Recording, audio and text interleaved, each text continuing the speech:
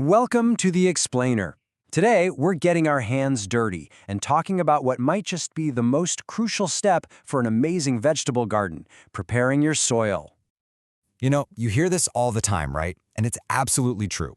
Your soil isn't just dirt. It's the entire support system for your plants. It's where they get their air, their water, their food, everything they need to grow strong and healthy. So here's what we're going to cover in this explainer. We're going to walk through 5 key stages to take any patch of ground and turn it into a gardener's dream. We'll start by playing soil detective, then we'll do a big cleanup, build up the bed, feed it the good stuff, and finally get it perfectly prepped. Okay, let's dig in. Okay, first things first. Before you can make your soil better, you have to know what you're starting with. You need a diagnosis, and that all begins with understanding its texture. You see, all soil is basically a mix of 3 different particle sizes. You've got large sand particles, medium-sized silt, and really fine clay. The ratio of these 3 things is what gives your soil its unique personality. It determines everything: how well it holds water, how quickly it drains, and how it delivers nutrients. Now, the good news is you don't need a fancy science lab to get a handle on this. You can actually get a surprisingly good idea of what you're working with right at home. And here's how you do it. It's a classic method called the texture by feel test. You just grab a little bit of moist soil and start working it in your hand. Does it feel kind of gritty? That's a sign of sandy soil. Can you press it into a long, strong ribbon that doesn't break? Well, then you're likely dealing with clay. It's a super simple but really effective way to figure out your starting point.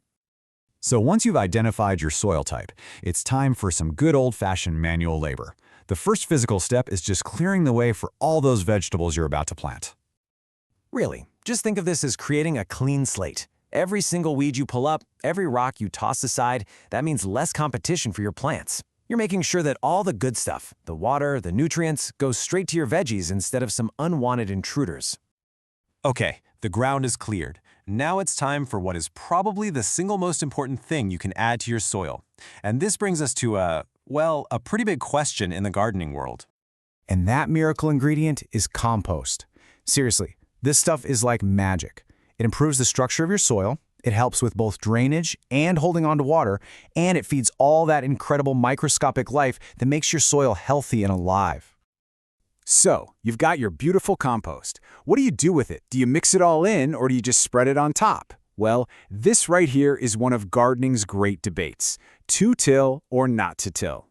So here's the deal. What most gardeners agree on now, if you are starting completely from scratch, or you're dealing with really compacted, heavy clay soil, tilling can be a lifesaver. It just gets that compost mixed in fast and loosens everything up. But, and this is a big but, for an established garden, the no-till method is almost always better for the long-term health of your soil. You just layer that compost on top and let nature do its thing. All right, so you've built a great structure for your soil. Now we've got to make sure the chemistry is right. We've got to stock the pantry, so to speak, so your plants can actually eat. You see, you could have tons of nutrients in your soil, but if the pH is off, your plants just can't get to them. You can think of the right pH level as the key that unlocks the pantry door. And this chart shows it perfectly. Most vegetables really love a pH somewhere between about 6.2 and 7.2. Why? Because in that range, all the most important nutrients are unlocked and available for the plants to absorb. What's really cool is that your plants will often give you clues about what they're missing. And here's a pro tip. Look at where the problem is showing up. Yellowing on the older, lower leaves means something totally different than, say, stunted new growth. It helps you become a plant detective. Now, reading the leaves is a great skill to have, but if you really want to get it right, nothing beats a professional soil test. It takes all the guesswork out of the equation and gives you precise recommendations for exactly what your garden needs. We are on the home stretch. You've done all the heavy lifting. You've analyzed, you've cleaned, you've amended. Now it's time for the final touches that will turn all that effort into the absolute perfect seedbed.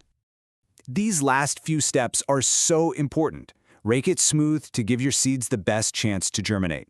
Make some nice, straight rows to stay organized. Water deeply before you plant so there's moisture waiting for the roots. And finally, add a layer of mulch. It's like an insurance policy to keep moisture in and weeds out. And after all that work, this is what you're left with.